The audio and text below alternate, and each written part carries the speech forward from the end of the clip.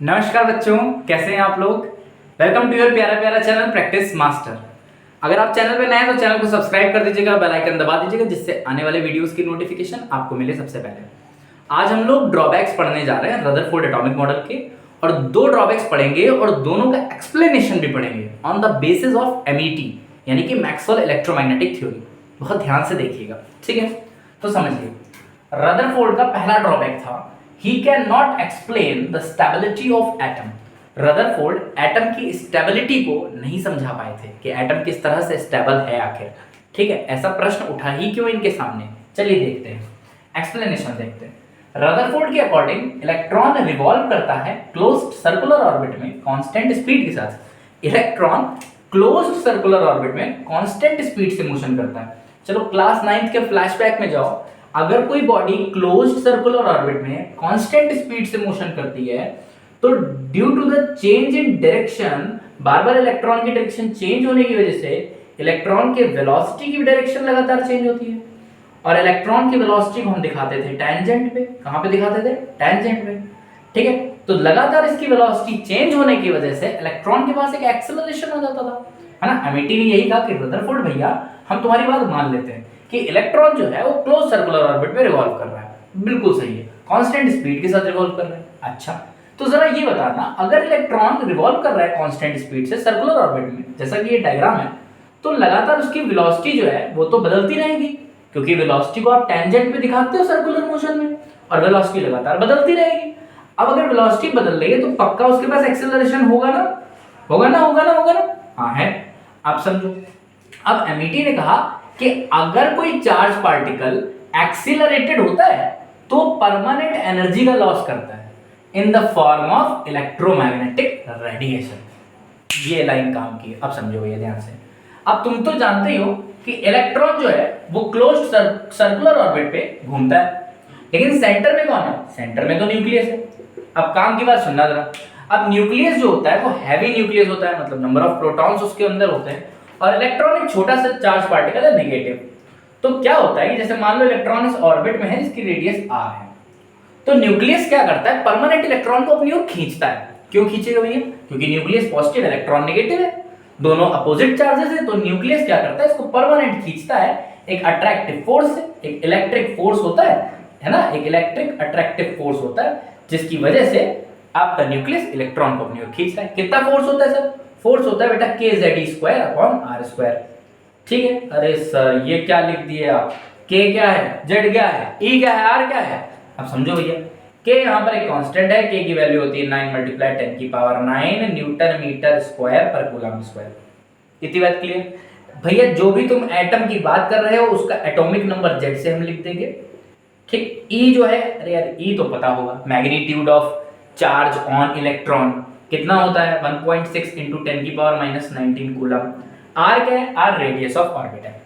अच्छा हाँ, अब तो सर सरल है। तो इतने फोर्स से न्यूक्लियस परमानेंट इलेक्ट्रॉन को अपनी ओर खींचता है।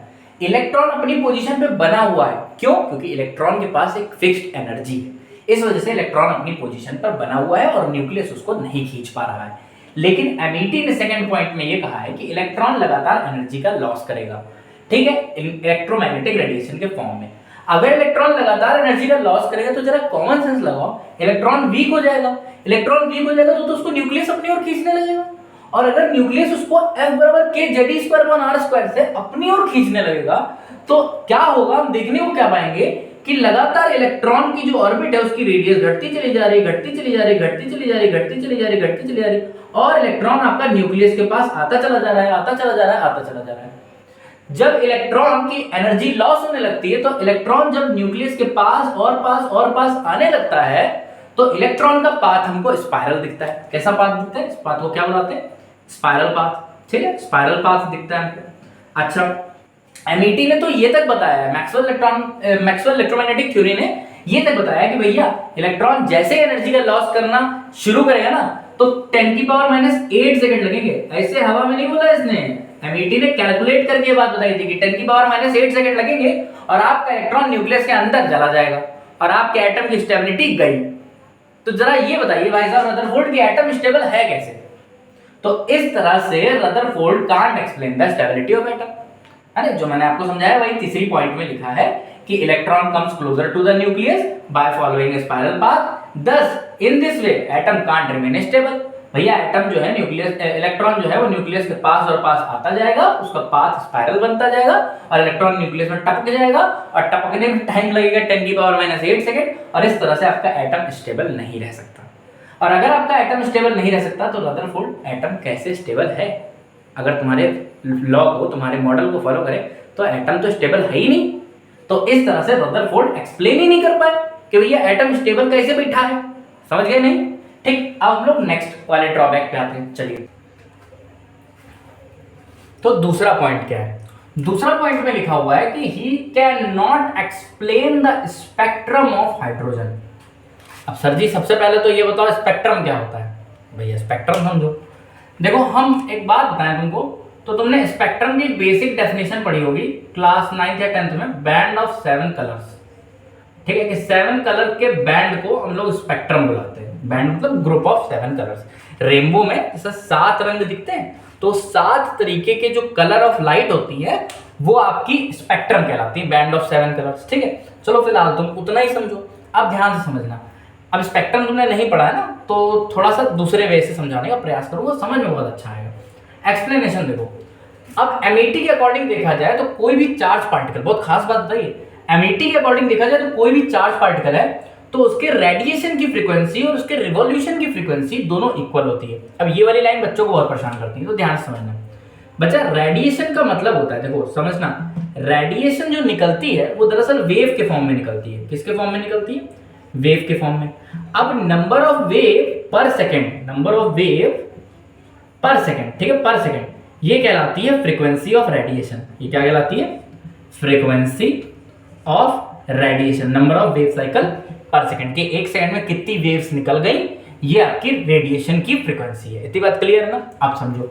रिवॉल्यूशन का फ्रीक्वेंसी का मतलब क्या है? फ्रीक्वेंसी ऑफ रिवॉल्यूशन का मतलब number of revolution per second. एक सेकंड के अंदर आप कितने रिवॉल्यूशन कर दोगे, it is defined as frequency of revolution. अब एमईटी का कहना था कि अगर कोई चार्ज पार्टिकल रिवॉल्यूशन कर रहा है और वो रेडिएशन एमिट कर रहा है तो उस दौरान रेडिएशन की फ्रीक्वेंसी और रिवॉल्यूशन की फ्रीक्वेंसी सेम होती है। यानी कि एक सेकंड में अगर उसने 4 चक्कर लगाए हैं तो वो एक सेकंड में 4 वेव्स निकाल देगा। 10 सेकंड में, एक सेकंड में अगर उसने 20 चक्कर लगा लिए तो एक सेकंड में 20 वेव्स निकाल देगा।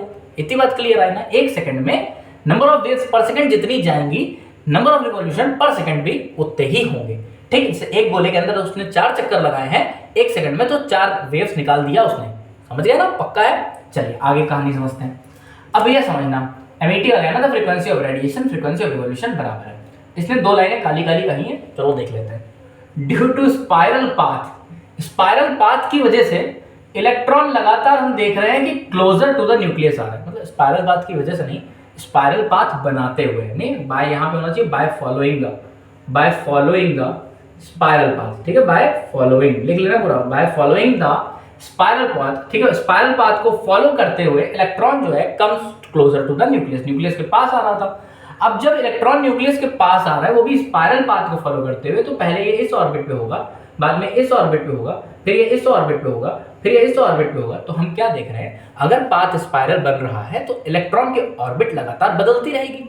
अगर इलेक्ट्रॉन की ऑर्बिट लगातार बदलती रही तो उसके रिवॉल्यूशन की फ्रीक्वेंसी बदलेगी, रिवॉल्यूशन की फ्रीक्वेंसी बदली तो रेडिएशन की भी फ्रीक्वेंसी बदलेगी, जिसकी वजह से हमें जो स्पेक्ट्रम मिलता है, मिलना चाहिए, अगर रदरफोर्ड के लॉ को, मॉडल को फॉलो किया जाए तो हमें जो स्पेक्ट्रम मिलना चाहिए वो कंटिन्यूअस मिलना चाहिए। क्यों?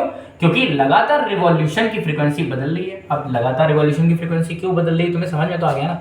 अब ऐसा सोचो, पहले बड़े गोले में था तो एक सेकंड में अगर 4 चक्कर लगाता था, अब छोटे गोले में आ गया है तो एक सेकंड में 5 चक्कर लगा लिए या 6 चक्कर लगा लिए, और छोटे गोले में आ गया तो एक सेकंड में 10 चक्कर लगा लिए।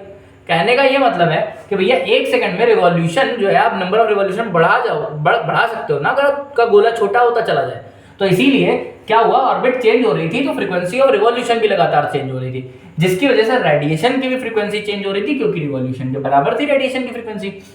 रेडिएशन की फ्रीक्वेंसी लगातार चेंज हो रही थी, जिसकी वजह से जो स्पेक्ट्रम निकल रहा था, यानी कि जो रेडिएशन निकल रहा था लाइंस के फॉर्म में, रेडिएशन जो निकल रहा था वो आपको कंटिन्यूअस मिल रहा था। ठीक है, लेकिन जब ऑब्जर्व किया गया हाइड्रोजन एटम को तो उसमें जब देखा गया तो देखा ये गया कि भैया डिस्क्रीट स्पेक्ट्रल लाइंस मिलती हैं। डिस्क्रीट स्पेक्ट्रल लाइंस का मतलब है कि पहले हमें कुछ रेडिएशंस की जो लाइनें हैं वो नजर आ रही हैं, ठीक है, कुछ जो स्पेक्ट्रल लाइंस हैं वो नजर आ रही हैं, बाद में हमें कुछ स्पेक्ट्रल लाइंस नजर नहीं आ रही हैं, और फिर हमें कुछ स्पेक्ट्रल लाइंस लगातार नजर आ रही हैं, और फिर हमें कुछ स्पेक्ट्रल लाइंस लगातार नजर नहीं आ रही हैं। तो ये चीज हमको देखने को मिल रही थी कि जो रेडिएशन एमिट हो रही थी स्पेक्ट्रम बनाते हुए, उस स्पेक्ट्रम में जैसे आपको 7 कलर्स का बैंड है, तो मान लो आपसे ऐसे कह देता हूं कि 3 कलर दिख रहे हैं और फिर 2 कलर नहीं दिख रहे हैं, और फिर 1 कलर दिख रहा है और फिर 1 कलर नहीं दिख रहा, ऐसे। तो डिस्क्रीट स्पेक्ट्रल लाइन एक्चुअली में मिलती है हाइड्रोजन एटम से, लेकिन रदरफोर्ड के अकॉर्डिंग देखा जाए तो रिवॉल्यूशन की फ्रीक्वेंसी और रेडिएशन की फ्रीक्वेंसी लगातार चेंज होने की वजह से स्पेक्ट्रम मिल रहा था कंटिन्यूअस। समझ गया नहीं समझे? तो इस तरह से हाइड्रोजन स्पेक्ट्रम बनना चाहिए डिस्क्रीट स्पेक्ट्रल लाइंस वाला, लेकिन बन रहा था कंटिन्यूअस वाला। किसके अकॉर्डिंग? रदरफोर्ड के अकॉर्डिंग। तो इस तरह से Rutherford can't explain the spectrum of hydrogen atom. तो बताइए जरा आपको कैसा समझ में आया कि नहीं आया? ठीक, कमेंट करके बताइएगा।